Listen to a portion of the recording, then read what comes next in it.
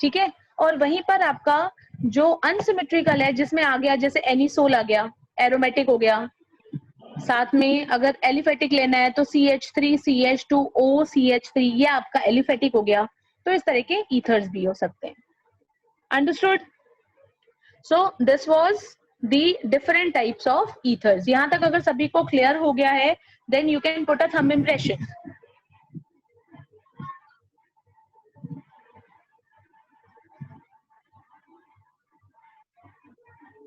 तो it was a simple one. अब हम बात करते हैं आइसोमेरिज्म की। कुल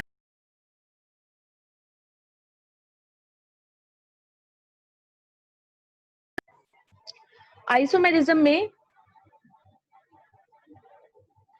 इसमें मेनली आ जाएगा आपका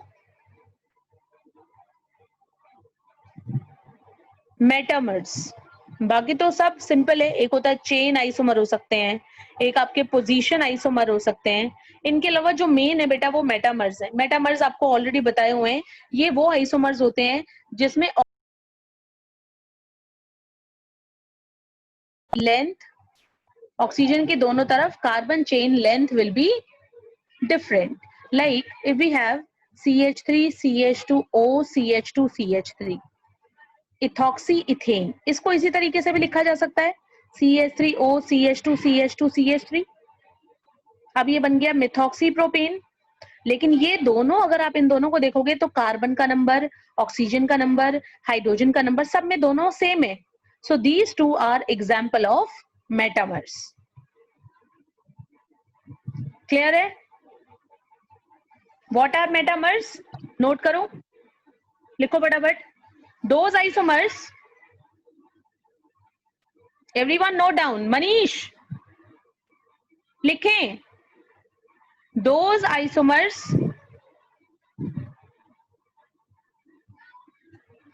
in which different carbon chain length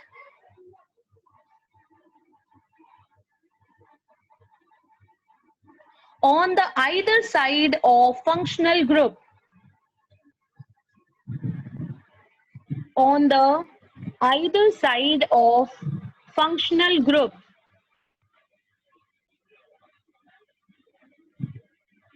are called as metamers.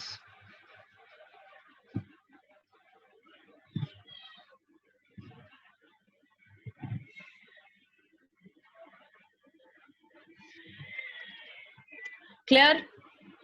Now, moving on, and let us talk about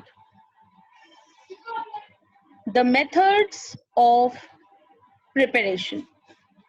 isomerism के बाद जो नेक्स्ट टॉपिक है वो है मेथड्स ऑफ प्रिपरेशन। इनमें से कुछ मेथड्स ऑफ प्रिपरेशन आपने ऑलरेडी पढ़ लिए हैं, ठीक है, और मुझे सिर्फ उनको एक बार रिकॉल आपको कराना है। So let us start with, सबसे पहली बात है कि हम इन्हें प्रिपेयर कैसे कैसे कर सकते हैं। इन्हें प्रिपेयर करने के लिए we can use 3 different starting reagents.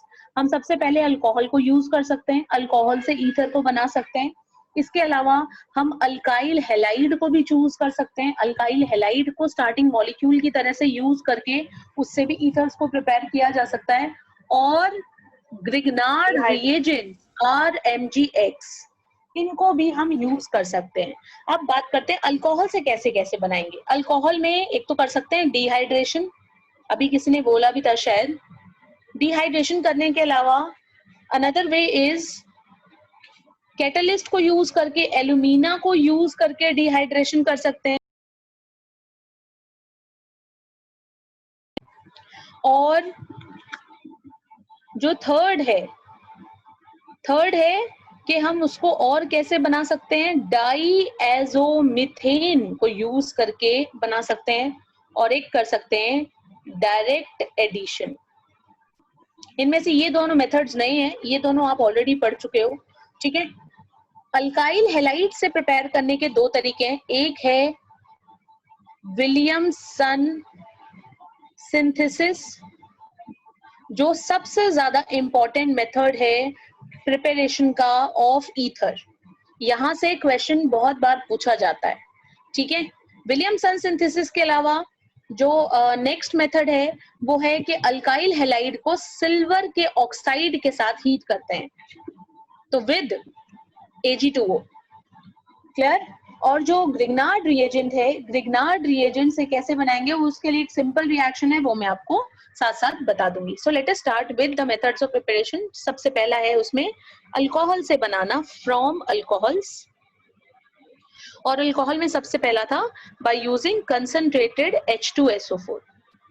ये पर्टिकुलर जो मेथड्स हैं, इन दोनों पहले दोनों मेथड में से हम सिर्फ और सिर्फ सिमेट्रिकल ईथर्स को बना सकते हैं.